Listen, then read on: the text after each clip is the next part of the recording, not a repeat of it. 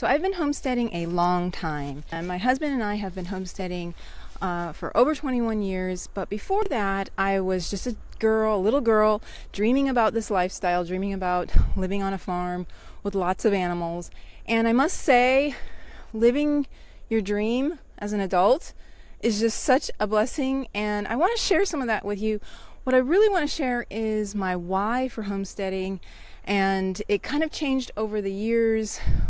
I went from being a little girl who wanted just a lot of animals to really wanting to live a more self-sufficient lifestyle, to have a more sustainable life, and to bring up my kids with healthy food and that sort of thing. So I'm going to share that with you today. I'm going to share the whys of homesteading. I'm also going to share the pillars of homesteading, and what these pillars will do to help you have a sustainable and a long-lasting, healthy homesteading life.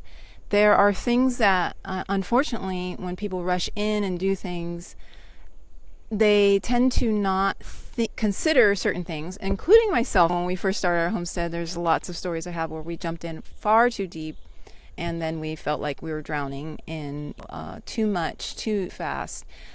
So I'm going to share with you these pillars that will help you establish a strong foundation for your homestead. And I know there's a wide range of reasons why people start homesteading, but these are sort of the overarching pillars that will help you to make sure that it's the right direction that you're going in. You're not just doing it because out of fear, or you're not just doing it because it's become popular. You're doing it in a way that is healthy for your entire family, for your community, for you.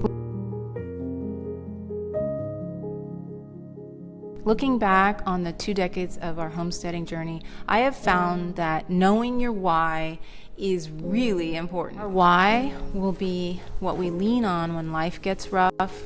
Knowing your why will also help you to make decisions and know when you've lost focus on your ultimate homesteading goals.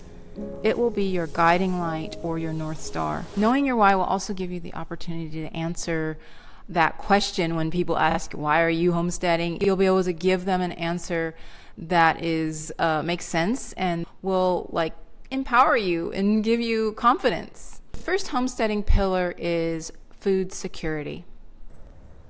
In recent years, we've had a number of events that have had many people questioning their food supply.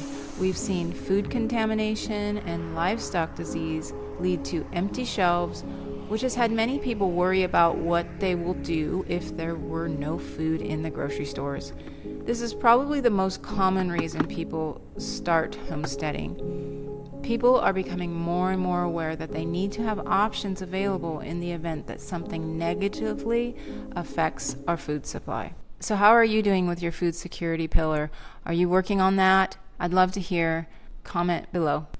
These 4 pillars that I'm sharing today will actually overlap a bit, and they complement each other. So if we're talking about food security, we have to talk about preparedness as well.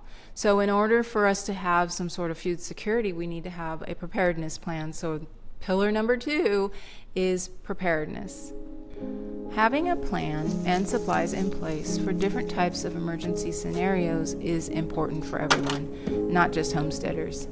Many homesteaders either start their journey with this mindset in place or very quickly realize the need for having a preparedness plan. There are many types of emergency scenarios that we can prepare for. There are minor emergencies as well as catastrophic emergencies. There are 4 categories that you may want to consider when you are planning for prepared. There are 4 categories you want to focus on when you are making this preparedness plan.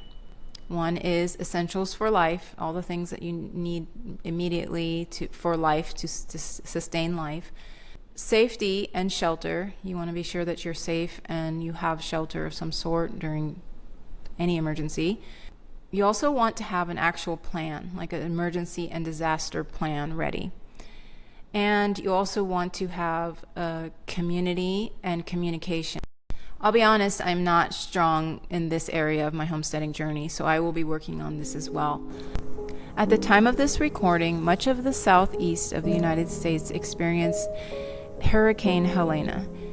In a case like the devastation that has happened in West North Carolina, preparation can only go so far. Many of the homes were swept away, which means anything in the homes went with it. Stocked pantries, generators, medications all went with the homes. Even though there is the possibility that all of the hard work you do to prepare may not even help you. That is a reality of it. It is still better to be prepared as much as you can, with the healthy understanding that you can only prepare so much. And that leads me to the next pillar. The next pillar is self-sufficiency, skill building. Self-sufficiency, skill building, and preparedness kind of work hand in hand. The skills that you learn today will prepare you for tomorrow. Your future self will thank you for the skills that you learned today. And homesteading really is about skill building. It's about building a set of skills that will help you, your family, and your community. Many self-sufficiency skills have been lost with the generations before us. At this point in our history, people just don't have the elders they used to show them these skills. So many of us have had to take it on ourselves to learn the skills that were commonplace only a few generations ago. Things like cooking from scratch and sewing and gardening, preserving food and woodworking and animal husbandry. And by the way, many of the skills I just mentioned do not require any land, so don't use the fact that you don't have land to keep you from starting your homesteading journey. I did a video on this topic. I'll have a link to that video in the description. I share 25 skills you can learn with little to no land. What naturally ends up happening when you learn self-sufficiency skills like the ones I've mentioned is that you have to slow down to do them. So our next pillar is slow and sustainable living. Slow living is really about doing things that take more time, not about doing things in slow motion. I don't know about you, but I feel like life is going by really fast sometimes. And it's more difficult than ever to not feel like you are being sucked in a time warp and you're wondering, where did the time go? Many people today, especially those caught in the rat race, daydreaming about getting back to simpler times is a regular activity. So what are the benefits of slow living, and what are the type of things I mean?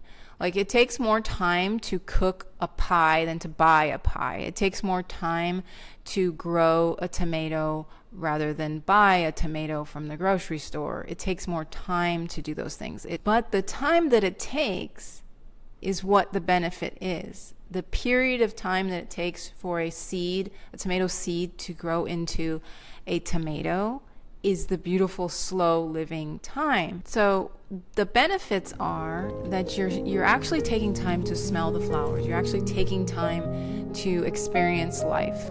It also will help you to live a more sustainable life, and that's why I put them together. Slow living will help you to be sustainable. I will be taking a deeper dive into all of these pillars in this series of videos. Be sure you like and subscribe and comment if you'd like, so that you don't miss the rest of the series. So we'll be taking a deeper dive into food security, preparedness, self-sufficiency, skill building, slow and sustainable living. If you're looking for how-to content about homesteading, I've got you covered. I have over 100 podcast episodes that are primarily how-to content.